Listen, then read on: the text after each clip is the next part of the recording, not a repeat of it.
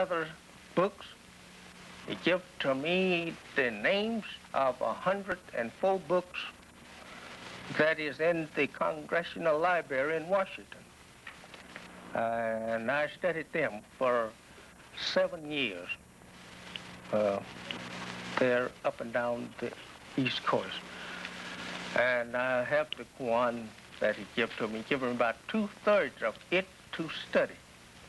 The other third, he said, didn't amount to anything because that would be probably in some other man's time and not our time, and we shouldn't be worried about what the other fellow have to do. Let him worry over that. Well, when I first met him, it came to me that he was the man that the Bible prophesied would come in the last days as the Son of Man. And I recognized him to be that, as I had studied Bible ever since I was a little child. When I first learned to read, I learned to read Bible. And I always thought that I would be a preacher, but not a preacher of Islam. I didn't know nothing about Islam. I thought I would be a preacher of the religion of my father.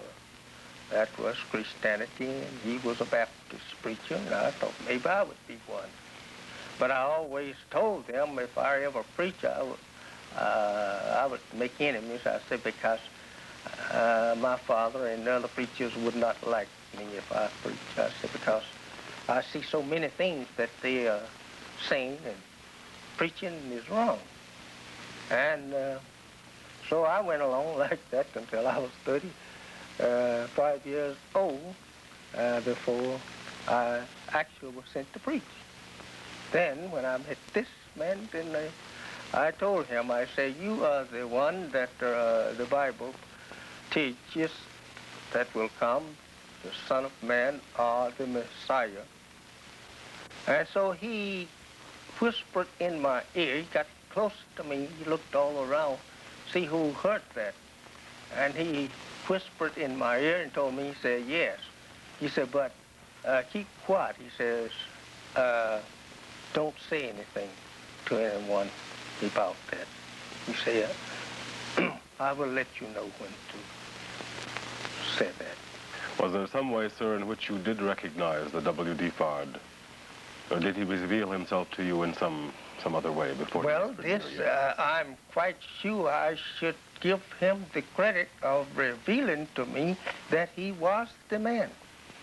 And the wisdom that he taught me, verifying that of the scriptures of the Bible and the Quran, proved beyond a shadow of a doubt that he was the man that the book prophesied that would come in person. As the Bible teaches the coming of God. Ever since the creation of this world, Yaqub, the Bible and the prophets, they teach of the coming of a God, not that he's already present, that he will come. And the Holy Quran also teaches of the coming of Allah, the days of Allah. Part of my home. This is kind of a warm season to be coming back here. Phoenix is, I'm getting to like Phoenix. And since I have brought the home out here, I like Phoenix in some seasons of the year better than I like Chicago. And there's nothing for me to do but to go home. So this is my home. Very good. Which would you call your real home, Chicago or Phoenix now? Well, either one is my real home. Your home wherever you are. Either one is my real home. As there's an old saying, go everywhere I hang my hat is my home, sweet home. You have been discussed quite a bit in the news lately, ever since your organization's convention in Chicago several weeks ago. Since the death of Malcolm X, have you encountered any serious trouble, or do you expect any serious trouble? I have not encountered any serious trouble, and I don't expect to encounter with any serious trouble from Malcolm's death. Do you... This death of Malcolm, God himself had something to do with that.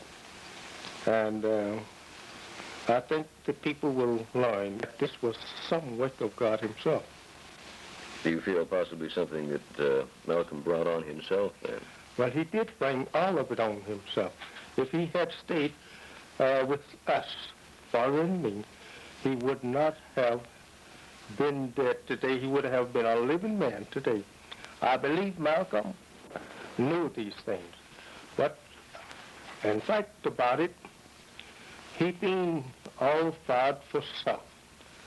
And as all jealous leaders meet with some such kind of fate one day or another. And so he was all fired for going for himself, as he said.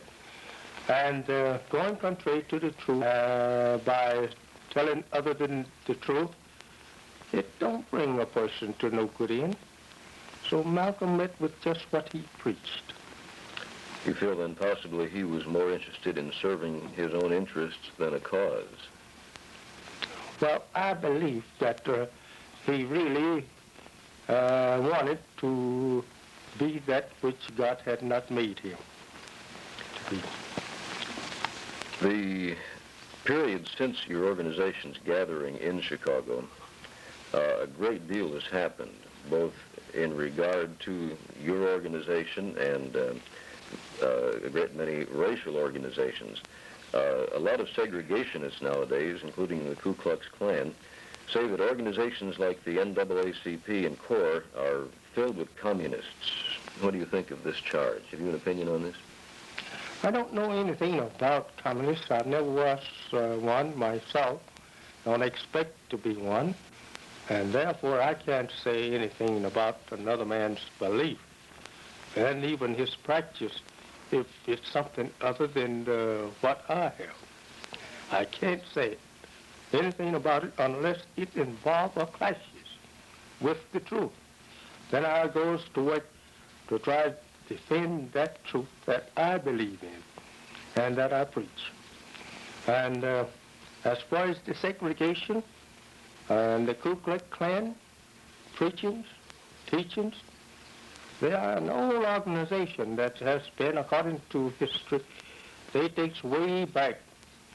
And they're still here. Whether the government liked them or not, I have nothing to do with that.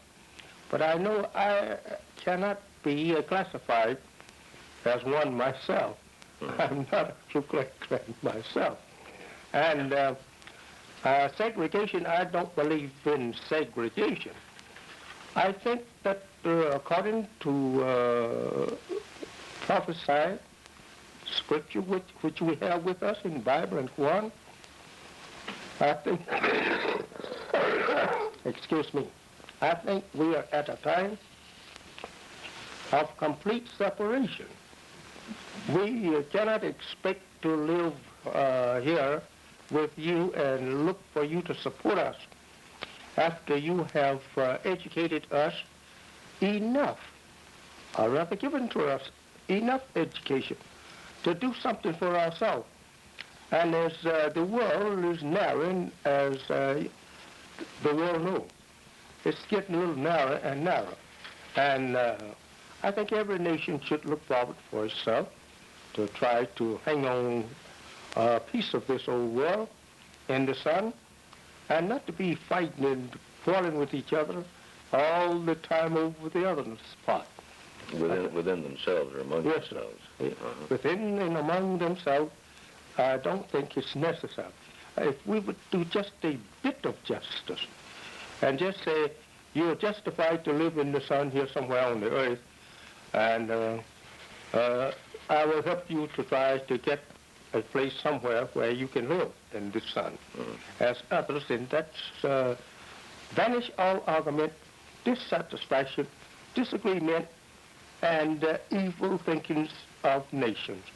If we would be let alone by doing the thing that is right, every nation go to its own, as is predicted in the Bible, that the time that will come that God will force all nations to go to their own. And I don't think that time is too far distant.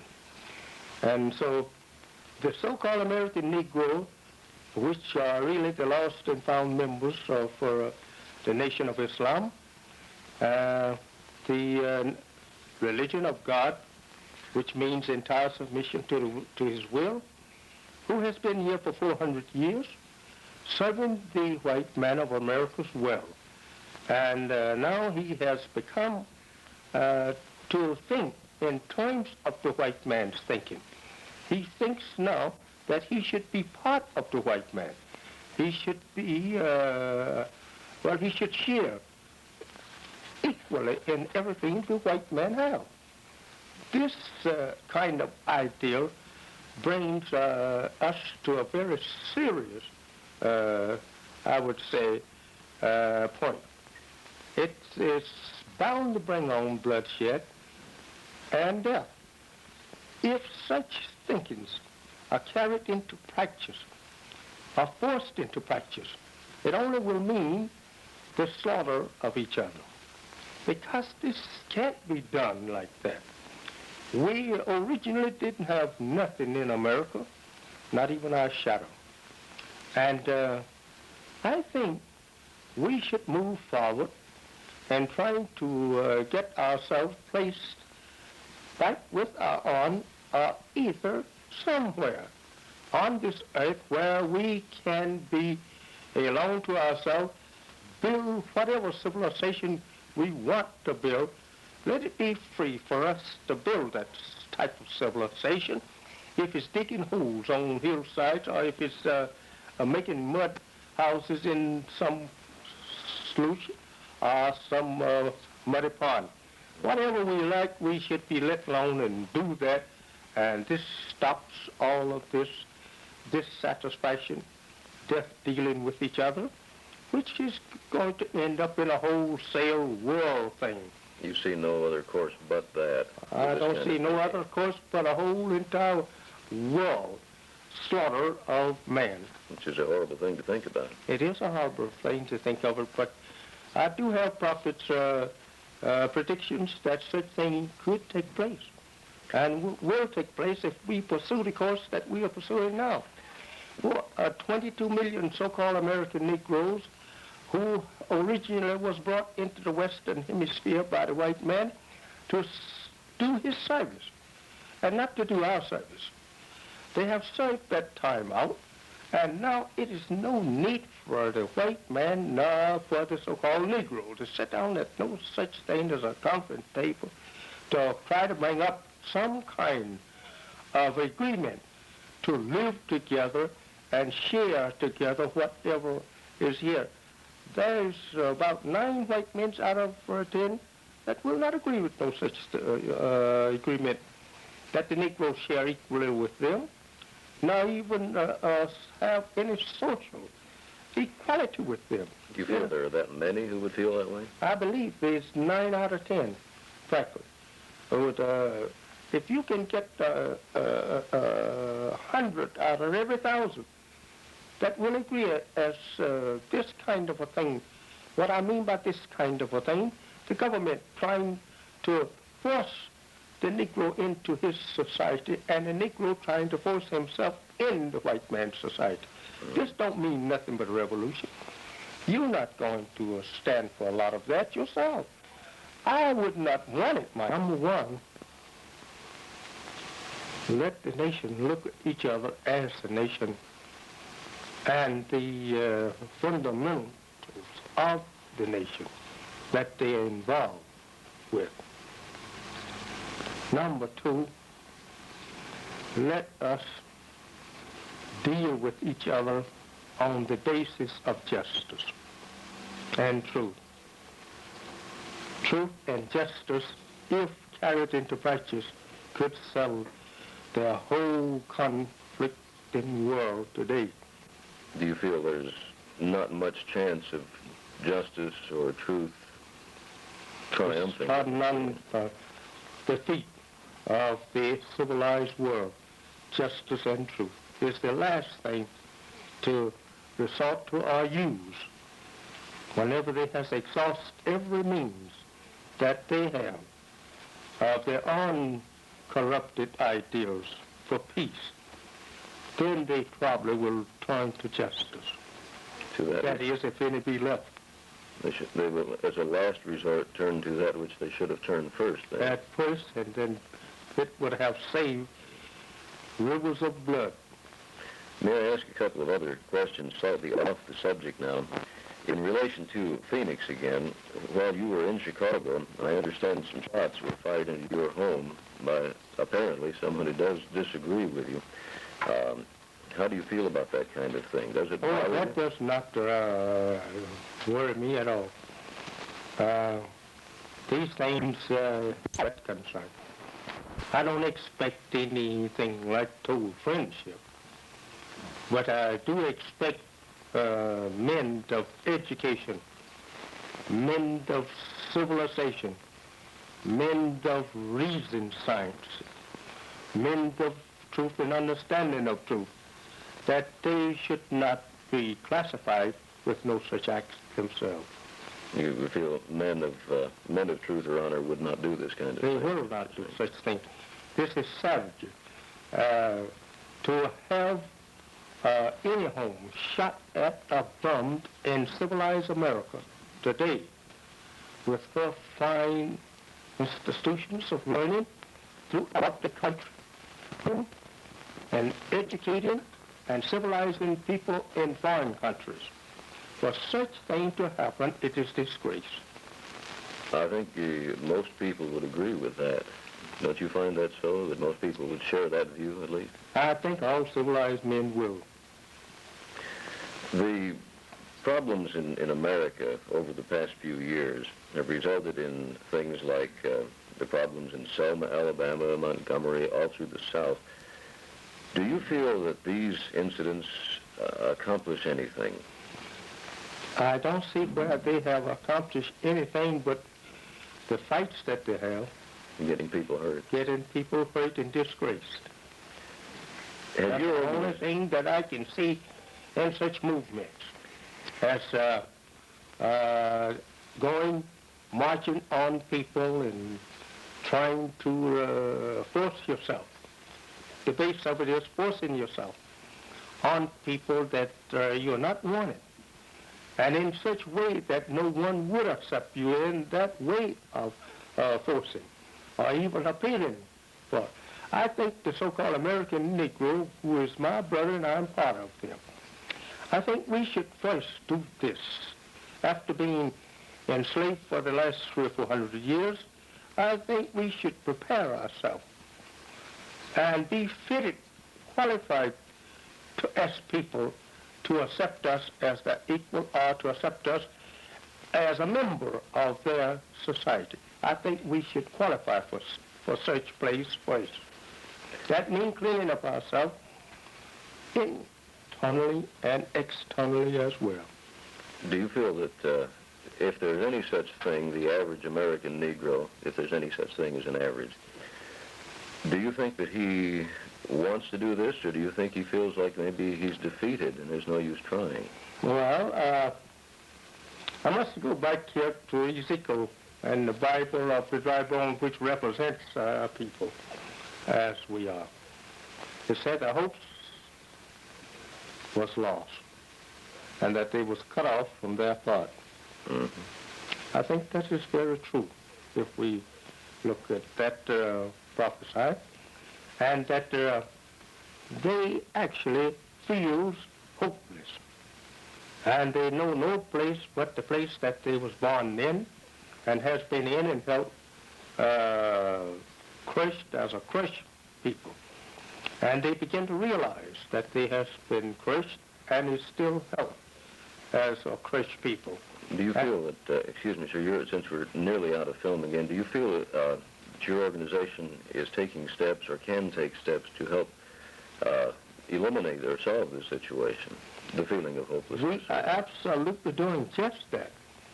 I don't think we should use the word that do you think, but I have examples excuse me, for the world.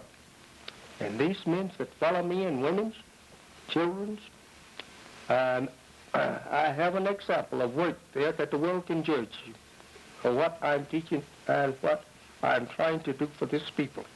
And once they would obey and do as I am teaching them to do, I don't think you nor any other foreign nation would feel ashamed to say there stands a citizen of mine, or here stands a people that came up from my fathers, and look at them today. There are lots of difference in them and 100 years ago. What do you see then? Do you see a lot of this kind of progress then in the years ahead? Do you think this is becoming I believe realized? that it will continue to progress until it becomes a complete success among our people. And if they just be let alone, while a man is trying to do well, as the old saying goes, let well do. Since that the teachings that I'm giving to these people in the qualification of cleanliness and of not only body and soul, as they go to say, but even of mind and intellect of this people is being changed completely. They're no more the same. They want now to be something. They're changed as a result of the teaching. Of the teaching, the result of the teaching. Sir? Yeah, now he is. As I was saying, that the so-called American Negro, the qualification in words necessary for him to become a member of the civilized nation's society, not only here but elsewhere, he must be qualified for such. No teachers ever cared to lose the time, or take the time, I should say first, to try and qualify him to put this man in the society of the nation. They always have felt very happy to see him in the mud and remain there. And the oppositions today, it's just him washing himself out of the mud of filth of a civilized people. He absolutely don't have too much freedom for it now. But Still difficult. Yes, but he still is now yearning for such. Once he see an example of it, his nature goes for it. Because by nature, that is what he is. But lost from it for 400 years, he don't know how to go and apply himself to it or gain his place alone. He have to have help. And there's no one want to take that job now since he's so far gone. They consider he's just mentally dead. No way of even putting him back where he was, nor even to make him a modern member of society. They think the job is too tremendous.